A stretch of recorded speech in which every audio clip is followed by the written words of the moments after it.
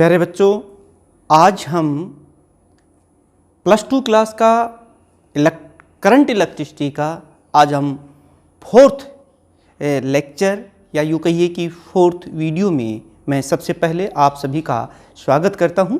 और चलिए डायरेक्टली हम शुरू करते हैं हमारा आज का लेक्चर। और आज आप पढ़ेंगे रेजिस्टेंस के बारे में। हमने पीछे ओम्स लॉ पढ़ा था, उसी से आज हम रेजिस्टेंस होता क्या है, रेजिस्टेंस की यूनिट क्या होती है, रेजिस्टेंस किन चीज़ों पर डिपेंड करता है, और रेजिस्टिविटी क्या होती है, कंडक्टिविटी क्या होती है।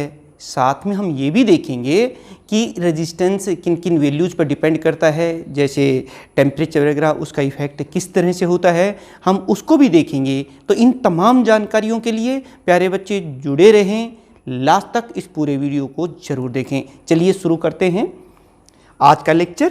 हम बात करेंगे रेजिस्टेंस।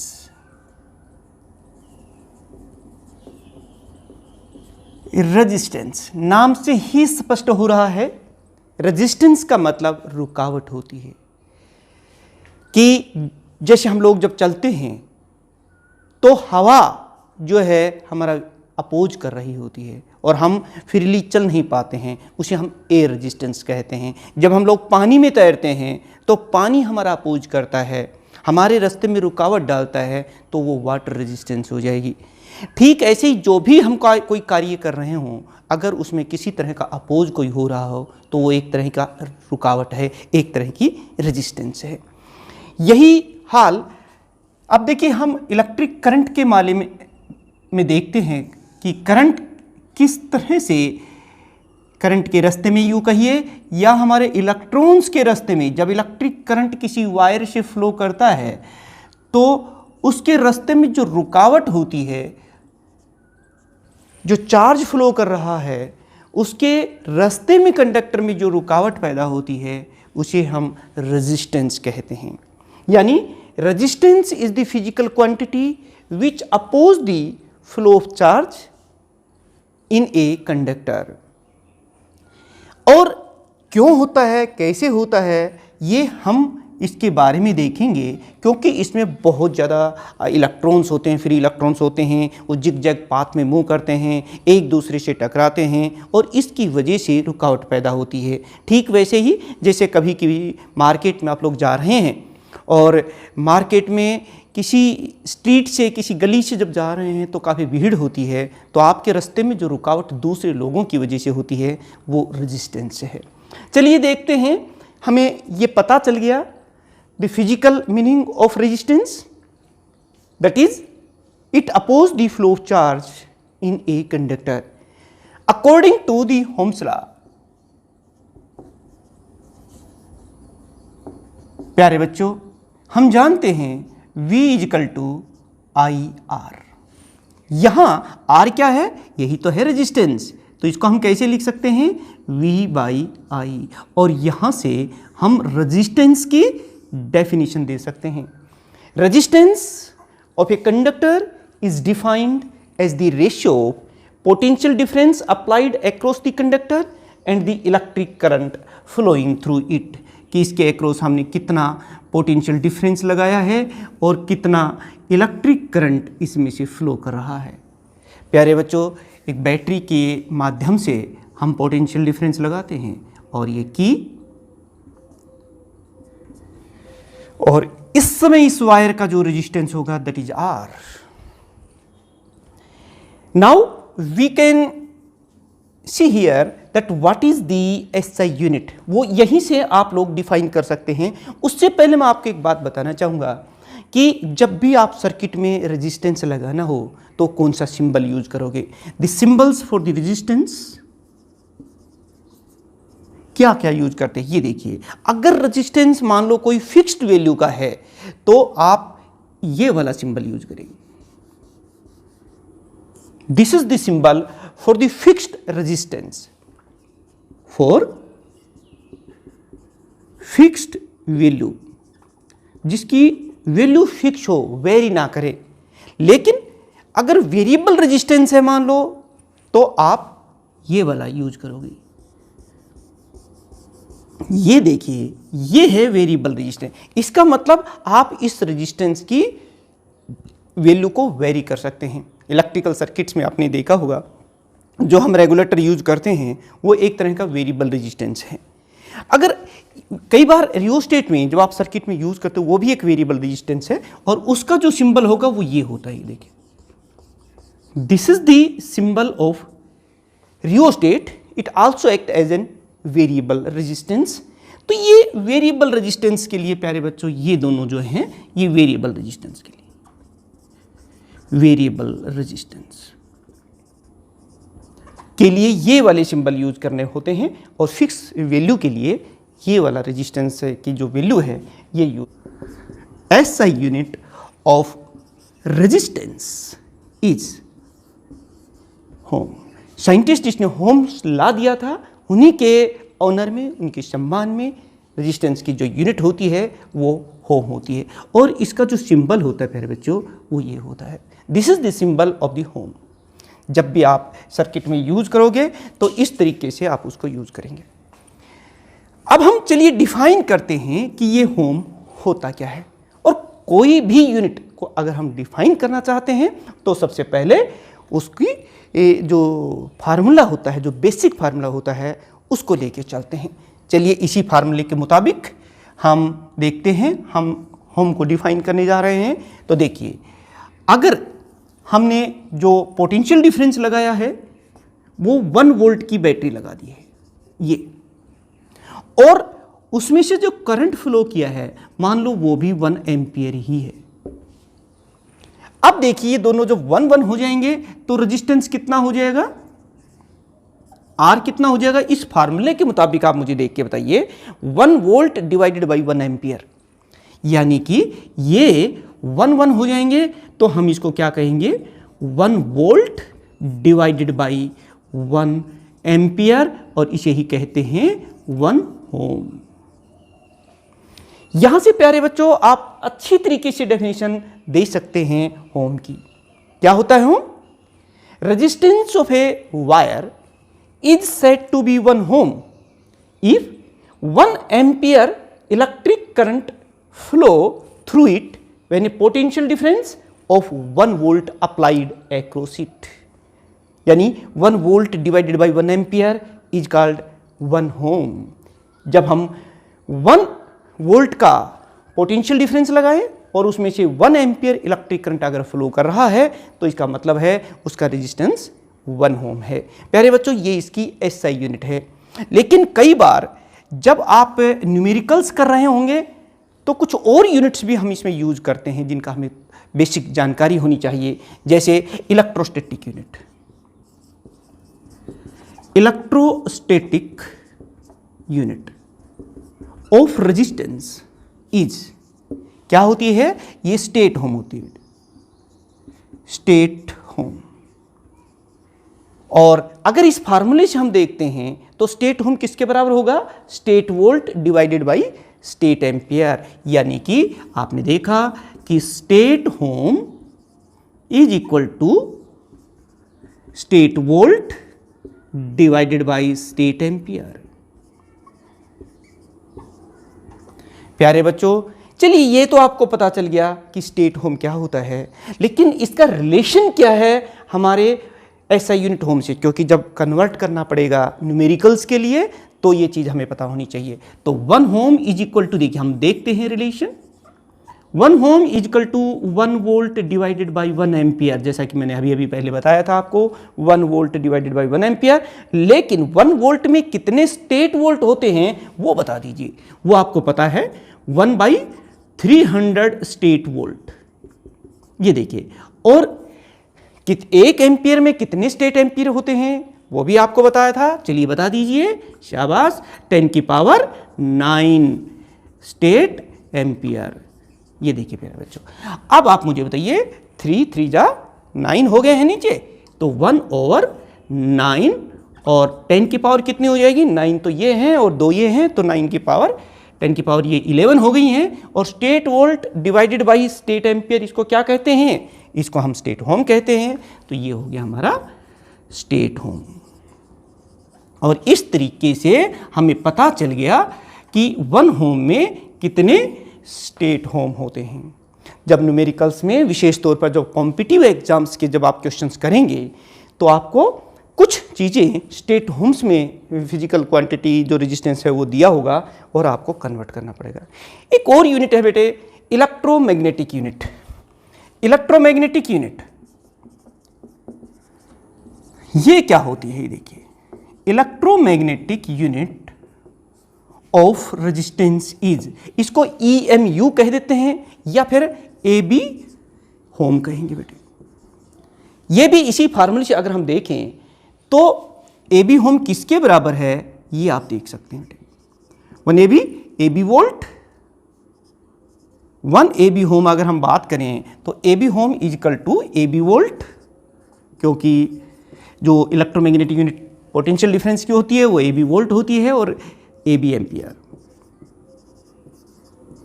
प्यारे बच्चों, इस तरीके से आप इसको लिख सकते हैं। अब हम देखते हैं कि 1 होम में कितने AB होम होते हैं, वो भी आपको पता होना चाहिए। चलिए देख लेते हैं। 1 ohm is equal to 1 volt divided by 1 ampere. अब इसमें कन्वर्जन देखिए, 1 वोल्ट में कितने AB वोल्ट बताए थे, 10 की पावर 8, बिल्कुल सही AB वोल्ट। और साथ में 1 एम्पियर में कितने AB एम्पियर होते हैं, 1/10 AB एम्पियर। अब यहां पर अगर हम ये देखते हैं तो AB volt divide by AB ampere, ये क्या होता है, AB होम होता है। इसीलिए हम कह सकते हैं ये 10 की पावर नीचे ऊपर जाके 10 की पावर 9 हो जाएंगी और इस तरह से हम कह पाएंगे AB होम। ये है हमारी होम में। अगर आपको AB होम में कन्वर्जन देखना हो तो इस हिसाब से आप देख सकते हैं। बेटे ये याद रट लेंगे, बेसिक्स चाहे पता ना हो, यूनिट्स का पता ना हो, उनका कन्वर्जन का पता ना हो तो वो मेहनत ज़्यादा करते हैं लेकिन उनको बहुत ज़्यादा सफलता मिलती नहीं है। सबसे पहला स्टेप यही होता है किसी भी चीज़ का बेसिक कॉन्सेप्ट हमें क्लियर हो जाए और फिर जब हमें सब कुछ factor resistance depends, resistance depends on कौन कौन से फैक्टर्स हैं और इसके लिए फिर आपको रटने की जरूरत नहीं है। मैं इसको एक कोरिलेट करता हूं किसी चीज से। मान लो आप कहीं मार्केट में गए हैं और उस मार्केट से एक स्ट्रीट से गली से होकर के वो आपको जाना पड़ रहा है, तो क्या हो रहा है, उस गली की कौन कौन सी चीज़ें ऐसी हैं जो आपकी रुकावट को बढ़ा रही हैं, आपके रास्ते में जो रुकावट आ रही हैं उनको बढ़ा रही हैं, वो बता दीजिएगा। तो चलिए, कौन कौन सी चीज़ है इस गली की मार्केट में जो है, जो काफ़ी भीड़ है, तुम्हारे अलावा वहाँ बहुत लोग हैं जिनकी वजह से आपके रास्ते में रुकावट आ रही है, तो आप बताइए। वही चीज़ें जो इस स्ट्रीट की, इस गली की, वही जो आपके रास्ते में रुकावट आ रही है, वही चार्ज जो इलेक्ट्रॉन्स हैं कंडक्टर से फ्लो कर रहे हैं उनके रास्ते में आई। यानी कि आप और इलेक्ट्रॉन एक जैसी पोजीशन में आ गए हैं। आप गली से जा रहे हैं, वो वायर से आ रहा है। आप सोच के बताइए इस रास्ते की कौन सी चीज़ पर रुकावट डिपेंड करती है। बिल्कुल सही सोच रहे हैं। पहला है, जितनी लेंथ होगी, जितनी लंबी गली होगी उतनी ही रुकावट भी ज़्यादा होगी, और जितना लेंथ इस वायर की ज़्यादा होगी उतनी ही इस वायर का रेजिस्टेंस भी ज़्यादा होगा। इसका मतलब एक बात हमें पता चल गई, लेंथ ऑफ द वायर जो है वो बढ़ने से रेजिस्टेंस बढ़ता है। चलिए और चीज़ सोचिए, और इस गली की कौन सी चीज़ है जो आपके रास्ते की रुकावट को बढ़ा रही है। नेचुरल है, अगर ये गली ज़्यादा, इसकी चौड़ाई ज़्यादा है तो रुकावट कम होगी। एरिया, इसका एरिया कि कितना है ये, ठीक वैसे ही इस वायर का एरिया ऑफ क्रॉस सेक्शन कितना है, इस वायर की मोटाई कितनी है उस पर भी, क्योंकि इस गली की एरिया जितना ज़्यादा होगा रेजिस्टेंस कम होगा, वैसे ही वायर जितना मोटा होगा, एरिया ऑफ क्रॉस सेक्शन ज़्यादा होगा, उतना ही रेजिस्टेंस जो है कम होता चला जाएगा। यानी कि एक और बात पता चल गई जिस पर रेजिस्टेंस डिपेंड करता है, और वो है इसका एरिया ऑफ क्रॉस सेक्शन। ये देखिए बेटे, ये भी हमें पता चल गया। चलिए, पता क्या कि आप रटो मत, आप इसकी बात सोचिए। चलिए और चीज़ बताइए, और किस चीज़ पर डिपेंड करती है? इस गली की कौन सी चीज़ आपकी रुकावट को कम या ज़्यादा कर सकती है?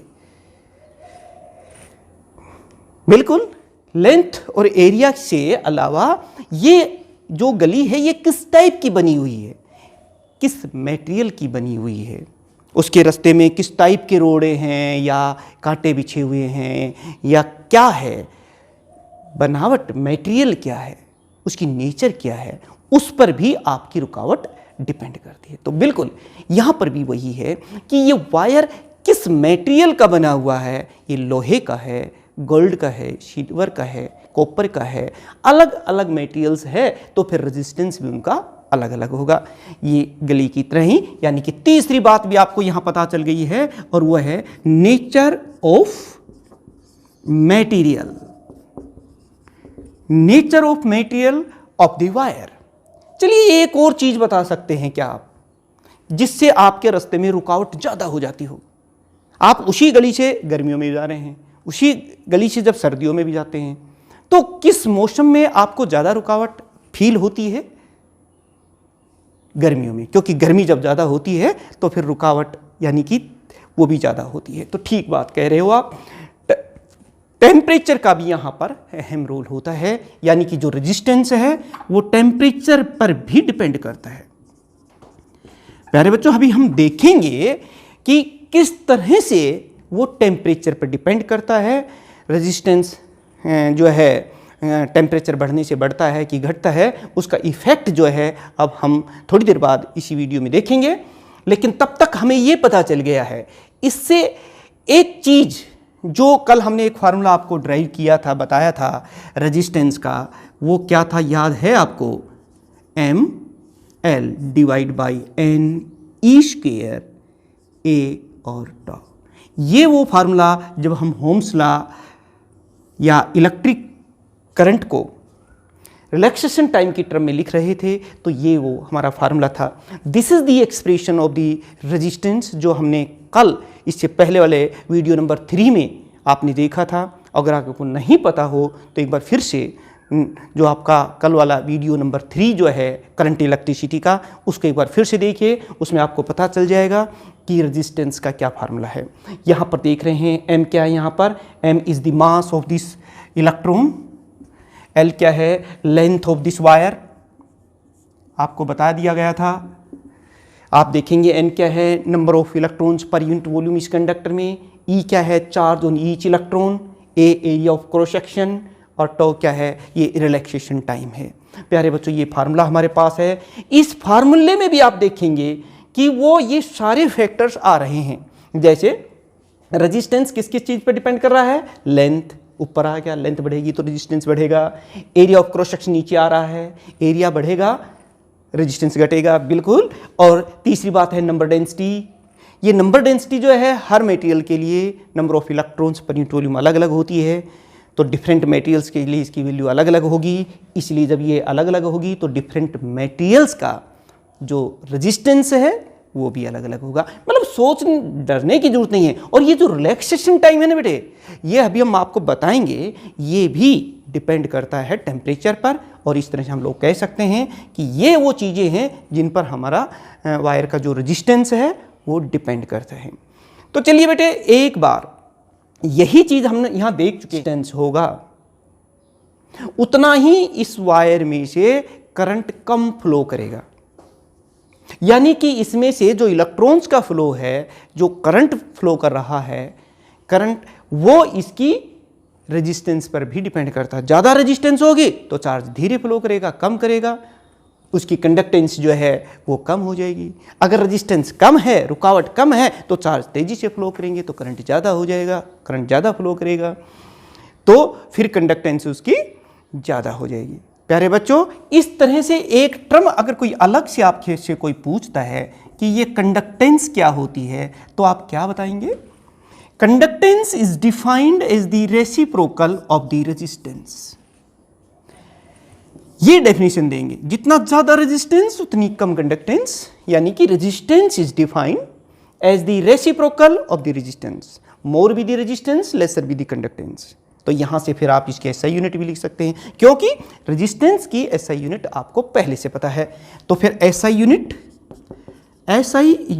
ऑफ कंडक्टेंस इज, ये देखिए 1 होम या होम इनवर्स। इसको हम महो इस तरह से भी लिखते हैं MHO रिवर्स में। तो ये कंडक्टेंस की यूनिट हो गई है यहाँ पर, जो आप देख सकते हैं। प्यारे बच्चों, एक और टर्म हम यहाँ अब आपको डिफाइन करवाएंगे, बताएंगे, और वो होती है रेजिस्टिविटी। बहुत बार ये चीज़ आएगी रेजिस्टिविटी, और इसे ही हम स्पेसिफिक रेजिस्टेंस भी कहते हैं। स्पेसिफिक रेजिस्टेंस, ये देखिए, तो थोड़ी देर पहले मैं बात कर रहा था कि resistance is directly proportional to the length. Length के बढ़ने से रेजिस्टेंस इंक्रीज होता है। Resistance is inversely proportional to the area of cross section.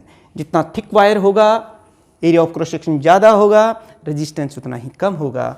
On joining these two large we can write here R is directly proportional to L/A। और जब भी हम proportionality sign को हटाते हैं तो फिर एक कांस्टेंट की हमें ज़रूरत होती है। वही कांस्टेंट अब मैं यहाँ लिखने वाले हैं। ये देखिए क्या हो जाएगा, R is equal to delta L/A। यहाँ पर ये जो मैंने डेल्टा लिखा है, it is the constant of proportionality and it is called specific resistance और रेजिस्टिविटी। ये किस चीज़ पर डिपेंड करता है? It depends on nature of material. हर मटेरियल के लिए जो स्पेसिफिक रेजिस्टेंस होता है वो फिक्स होता है। तो चलिए इसी रेजिस्टिविटी को या स्पेसिफिक रेजिस्टेंस के इस फार्मूले को हम इस तरह से लिख सकते हैं। इसी को एक तरफ कर लेते हैं और ये देखिए RA/L। यहां से हम स्पेसिफिक रेजिस्टेंस की डेफिनेशन दे सकते हैं, इसकी यूनिट लिख सकते हैं। देखिए, अब अगर मैं ये कहूं कि किसी वायर का जो एरिया ऑफ क्रॉस सेक्शन है वो 1 यूनिट है मान लो, और उसकी जो लेंथ है वो भी 1 यूनिट है, तो प्यारे बच्चों जब ये दोनों 1 हो जाएंगे तो हमारी जो रेजिस्टिविटी होगी वो R हो जाएगी, क्योंकि ये तो 1 हो गया है, ये भी 1 हो गया है। तो फिर ये रेजिस्टिव जो हमारा स्मॉल डेल्टा है ये किसके बराबर आ गया? इसके बराबर आ गया। यानी कि यहाँ से तो फिर आप रेजिस्टिविटी की डेफिनेशन दे सकते हैं। आप कह सकते हैं कि स्पेसिफिक रेजिस्टेंस और resistivity of a wire is equal to the resistance having unit length and unit area of cross section. यानी एरिया ऑफ क्रॉस सेक्शन भी यूनिट हो और लेंथ भी हो, तो ये यूनिट क्यूब मटेरियल बन जाएगा। यूनिट क्यूब मटेरियल का जो रेजिस्टेंस होता है उसे ही रेजिस्टिविटी कहा जाता है। और प्यारे बच्चों, it depends only on nature of material. Nature of material पर डिपेंड करती है। कई बार बच्चे कंफ्यूज हो जाते हैं कि सर इसके फार्मूले में तो रेजिस्टेंस भी आ रहा है, एरिया भी आ रहा है, लेंथ भी आ रही है, कहीं इन पर तो नहीं डिपेंड करती है? नहीं, ये सिर्फ नेचर ऑफ मटेरियल पर ही डिपेंड करती है। एक मटेरियल के लिए, जैसे आपने कोई सिल्वर ले रखा है तो उसकी रेजिस्टिविटी फिक्स है, आपने कोई कॉपर का वायर ले रखा है तो उसकी भी रेजिस्टिविटी जो है वो फिक्स है। एक कॉपर वायर को चाहे आप उसमें बल डाल करके उसको तरह तरह से खींच दें या उसको कई तरह से टर्न्स में लपेट दें, कुछ भी करें, उसकी रेजिस्टिविटी पर कोई फ़र्क नहीं पड़ेगा। उसकी लेंथ, एरिया वगैरह चेंज करने से उसकी रेजिस्टिव पर फ़र्क नहीं पड़ेगा। जब तक एक मटेरियल है रेजिस्टिविटी फिक्स रहती है। प्यारे बच्चों, न्यूमेरिकल्स में आपको इस बात का ध्यान रखना है। कौन सी बात? कि जब क्वेश्चंस कर रहे हैं और उसमें कहता है कि किसी वायर को खींच करके डबल कर दिया गया है, तो बताइए उसका नया जो रेजिस्टेंस कितना होगा। पहले कुछ कंडीशंस दी हुई होंगी, तो उसमें एक बात का आपको ध्यान रखना है कि उसकी रेजिस्टिविटी जो है वो चेंज नहीं होती, लेंथ बढ़ाने के बाद भी उतनी ही रहती है जब तक वो मटेरियल सेम है। दूसरी बात वहाँ एक और ध्यान रखनी है, वॉल्यूम। चाहे हम वायर को खींच दिया है लेंथ बढ़ गई तो उसका एरिया ऑफ क्रॉस सेक्शन कम हो जाएगा, लेकिन वॉल्यूम फिक्स रहेगा। ये दो बातें अगर आपके दिमाग में रहेंगी कि ना वॉल्यूम चेंज होता है और ना ही रेजिस्टिविटी चेंज होती है, तो न्यूमेरिकल्स को करना आपके लिए बहुत आसान हो जाएगा। कुछ मास्टरपीस बातें होती है प्यारे बच्चों, मैं समय समय पर आपको बताता रहूँगा, वो याद रखनी है। याद क्या, अपनी आप ही आपको पता चल जाएगी। तो ये होगी हमारी रेजिस्टिविटी। प्यारे बच्चों, इस रेजिस्टिविटी की अगर हमें यूनिट लिखनी हो तो वो तो हमारे पास फार्मूला है, तो यूनिट हम आसानी से लिख सकेंगे। देखिए क्या हो जाएगी, SI unit of resistivity is, यहां से देखिए रेजिस्टेंस की SI यूनिट क्या होती है बेटा, यहां बता दो, ओम, बिल्कुल सही कह रहे हैं। एरिया ऑफ क्रॉस सेक्शन की क्या होती है, मीटर स्क्वायर, बिल्कुल सही। और लेंथ की क्या होती है, मीटर। तो फिर मीटर से मीटर को कैंसिल कर दो, तो फिर हमारे पास इसकी यूनिट क्या आ जाएगी बेटे, रेजिस्टिविटी की SI यूनिट क्या आ जाएगी, ओम इंटू मीटर। याद रखना, मीटर स्क्वायर से मीटर ये कैंसिल हो गया है, होम रेजिस्टेंस की यूनिट तो हमें पहले से ही पता है, तो इसकी SI यूनिट क्या हो जाएगी, होम मीटर। याद रखना, याद क्या, ये फार्मूला याद होता है तो अपनी आप ये चीज आ जाती है। अब हमने थोड़ी देर पहले बताया था कि जितना ज़्यादा रेजिस्टेंस होगा उसकी कंडक्टेंस उतनी ही कम होगी। ठीक ऐसे ही जितनी ज़्यादा रेजिस्टिविटी होगी तो उसकी जो कंडक्टिविटी है वो उतनी ही कम होगी। यानी कि जो इलेक्ट्रिकल कंडक्टिविटी है वो देख लीजिए बेटे, electrical conductivity, electrical conductivity is defined as the reciprocal of electrical resistivity. और उसको हम इस तरह से लिखेंगे, यानी कि अगर इसका रेसिप्रोकल कर दें हमारे पास जो फार्मूला आएगा वो आ जाएगा L/R × A। और यहाँ से हम इसकी SI यूनिट भी लिख सकते हैं, क्योंकि ये उससे रेसिप्रोकल है ना, इसकी यूनिट तो हमें पहले ही पता है, होम मीटर होती है। तो फिर SI यूनिट इसकी क्या, कंडक्टिविटी की क्या हो जाएगी, SI unit of electrical conductivity is mho, 1/होम हो जाएगी ना, तो उसको हम ऊपर ले जाके -1 कर देंगे और मीटर इनवर्स। तो प्यारे बच्चों ये और उससे संबंधित चीज देखी। और प्यारे बच्चों अभी हमने 2-3 बातें यहाँ देखी। एक चीज मैंने और यहाँ बताई थी कि रेजिस्टेंस लेंथ, एरिया और नेचर पर डिपेंड करता है, लेकिन वो टेम्परेचर पर क्या कैसे डिपेंड करता है हम वो और देख लेते हैं। ये देखिए, effect of temperature on resistance, effect of temperature on resistance. Resistance पर टेम्परेचर का क्या इफेक्ट होता है वो हम लोग देख लेते हैं। कोई ज़्यादा नहीं, क्योंकि हम रेजिस्टेंस से संबंधित बात यहाँ कर रहे हैं। तो देख लिए कि R0 मान लेते हैं थोड़ी देर के लिए, resistance of the conductor at 0 degree Celsius and RT is the resistance of this material at T degree Celsius. या तो कितना चेंज हो गया बेटे यहाँ पर, ये देखिए, change in resistance due to increasing temperature. यहां से आप देख सकते हैं RT - R0। तो ये किन बातों पर निर्भर करता है, एक तो बेटे ये ओरिजिनल रेजिस्टेंस पर डिपेंड करता है। जिसका रेजिस्टेंस ज़्यादा होगा ना तो उसमें चेंज भी ज़्यादा होगा। जैसे मान लो किसी का वजन बहुत ज़्यादा है और वो कहता है जी मैं डेली 2 घंटे एक्सरसाइज करता हूँ, तो उसकी वजह से मेरा वेट लॉस हो रहा है। तो जिसमें पहले से ज़्यादा वेट होगा तो उसका लॉस भी ज़्यादा होगा, वही तो चीज़ यह है। और जिसमें है ही कम तो जो चेंज आएगा उतनी ही एक्सरसाइज के बाद वो उतना ज़्यादा नहीं आएगा ना। तो वही बात यहाँ कह रहा हूँ कि जो चेंज आएगा रेजिस्टेंस में, ये क्या है, रेजिस्टेंस एट 0 डिग्री, ये है रेजिस्टेंस एट T डिग्री। तो change in resistance with the temperature कितना हो गया, इतना। और ये किसके प्रोपोर्शनल है, ओरिजिनल रेजिस्टेंस के। कि शुरू में जब टेम्परेचर बढ़ाना शुरू किया था उस समय उसका रेजिस्टेंस कितना था। दूसरा भाई आपका वेट लॉस किस चीज़ पर डिपेंड करेगा, एक्सरसाइज पर। जितनी ज़्यादा एक्सरसाइज करोगे उतना ही वेट लॉस भी ज़्यादा होगा। तो यहाँ दूसरी चीज़ क्या है कि कितना ज़्यादा टेम्परेचर चेंज कर रहे हैं।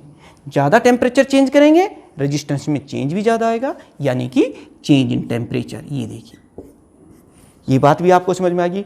ऑन ज्वाइनिंग दीज 2 लॉज, इन दोनों को ज्वाइन कर दीजिए और ये देखिए RT - R0 is directly proportional to R0 × T, क्योंकि तो T - 0 करें तो T आएगा।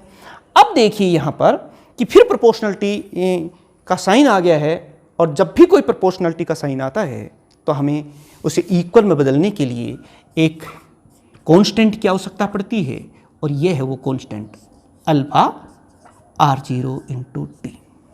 प्यारे बच्चों, ये जो आप देख रहे हैं, it is the constant of proportionality and it is called, इसको क्या कहते हैं और सुन लीजिए, इसको कहते हैं coefficient of temperature of resistance.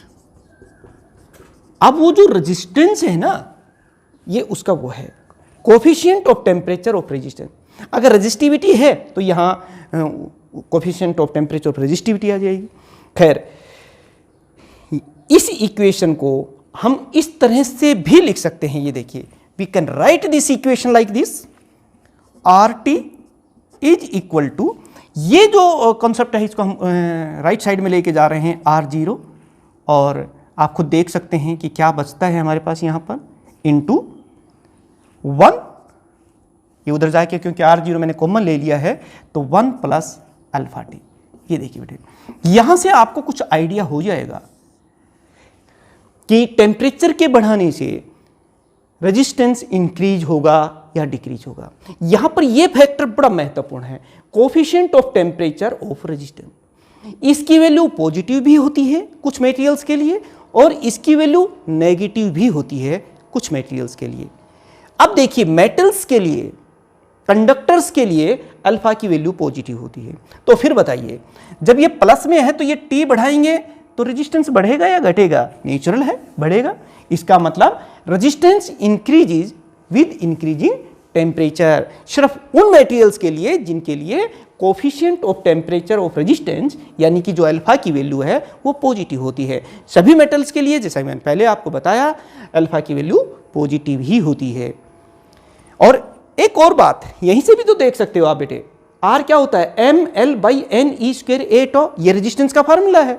बाकी सारी चीजें, ये देखिए, resistance is inversely proportional to the relaxation time. अब ये रिलैक्सेशन टाइम क्या होता है? रिलैक्सेशन टाइम क्या होता है, जब आप मार्केट में जाते हैं तो टकराते हैं ना आपस में, और तो दो टकराने के बीच का जो एवरेज टाइम होता है, वही बताया था ना आपको, उसे ही हम रिलैक्सेशन टाइम कहते हैं। और आपने कभी देखा होगा कि जब हम किसी मटेरियल को गर्म करते हैं तो उसके जो एटम्स हैं, मॉलिक्यूल्स हैं, इलेक्ट्रॉन्स हैं, वो सब एनर्जी गेन कर लेते हैं। और एनर्जी गेन कर लेते हैं तो क्या होती है, पानी पर कभी दूध वगैरह गर्म करते हैं तो आपने देखा होगा वो तेज चलने लगते हैं। मार्केट में मान लो भगदड़ मच जाती है, सब लोग तेज तेज दौड़ने लगते हैं, किसी वजह से कोई अफवाह फैल जाती है और वो तेज तेज दौड़ने लगते हैं, तो क्या होता है, भगदड़ मचने से क्या होता है कि वो जल्दी जल्दी टकराने लगते हैं। दो टकराने का बीच का जो टाइम होता है वो घट जाता है, और उस दो टकराने के बीच का the time between the two successive collision, यही तो रिलैक्सेशन टाइम कहते हैं।